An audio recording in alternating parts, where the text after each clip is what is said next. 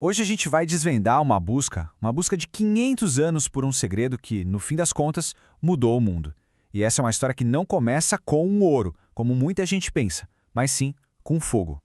A nossa jornada, ela não começa no laboratório, não. Começa num campo de batalha. É lá que a gente encontra uma arma que virou lenda e que acendeu a chama da curiosidade por séculos e séculos.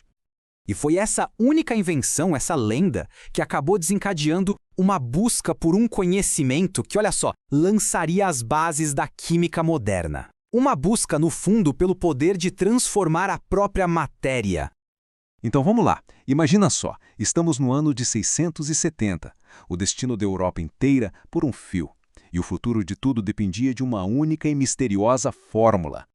O cenário é Constantinopla, o coração do mundo cristão, e ela estava prestes a cair. A frota árabe, que parecia simplesmente imparável, cercava a cidade. O cerco era total, a comida já acabando e a rendição parecia ser a única saída. O fim parecia muito próximo.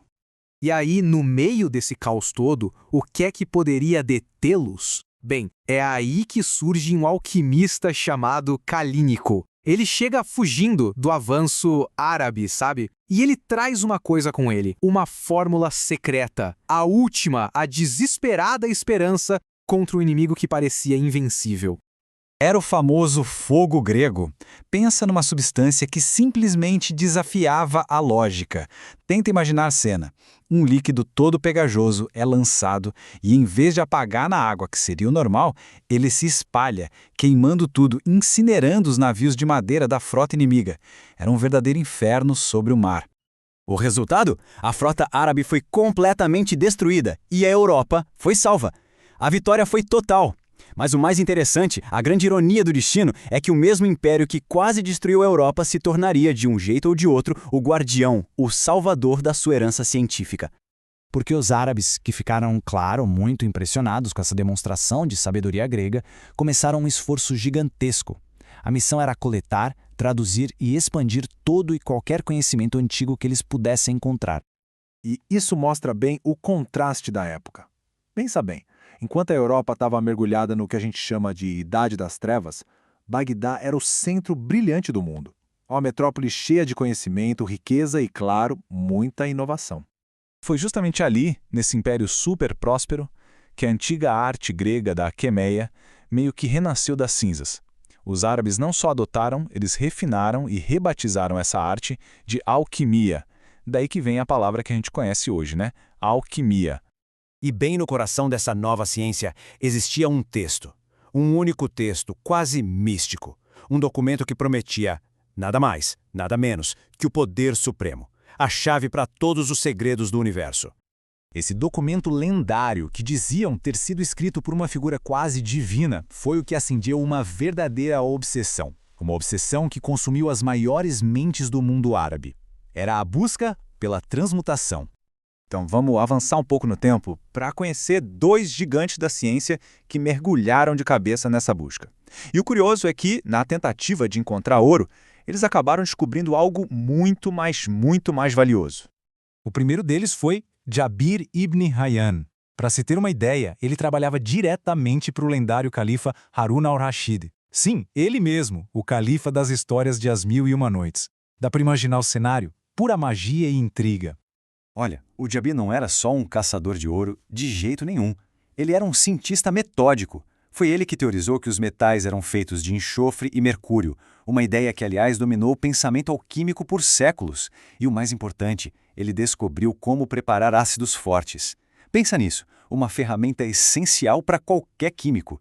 Ele estava, na prática, construindo a caixa de ferramentas da química do zero. Aí, um século depois, surge Al-Razi, um médico e alquimista peça genial, lá em Bagdá. Diziam que a mente dele era tão gigantesca quanto a própria cidade.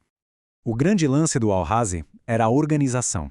Ele foi simplesmente o primeiro a criar classificações sistemáticas para substâncias. Sabe essa divisão básica que a gente aprende na escola, de animal, vegetal e mineral? Veio dele. Foi um passo, assim, crucial para o futuro da ciência.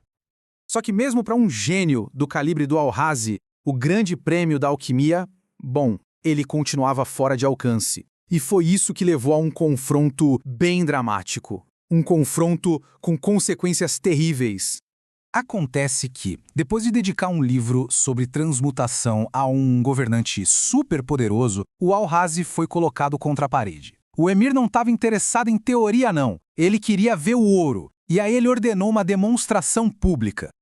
E o palco foi montado, o laboratório foi construído e o emir estava lá, assistindo a tudo, segurando o próprio livro do Al-Razi para conferir cada passo. Imagina a pressão.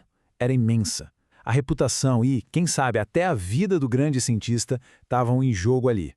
E depois de horas e horas de um trabalho febril no meio de fornalhas, fumaça, nada.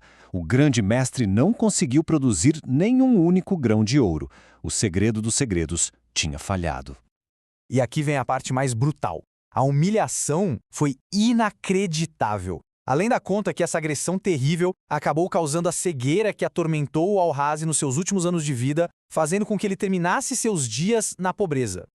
Fica a pergunta, né? Será que a busca por um sonho impossível foi o preço que a gente teve que pagar pelo nascimento da ciência de verdade? Porque a busca pelo ouro, de fato, fracassou. Mas, nesse processo todo, esses alquimistas deram pra gente algo muito mais valioso: os próprios fundamentos da ciência moderna. Foram eles que desenvolveram equipamentos, descobriram ácidos, criaram a estrutura de classificação que usamos até hoje. O verdadeiro tesouro, no final das contas, não era o ouro, era o conhecimento. E essa, sim, é a verdadeira magia da alquimia.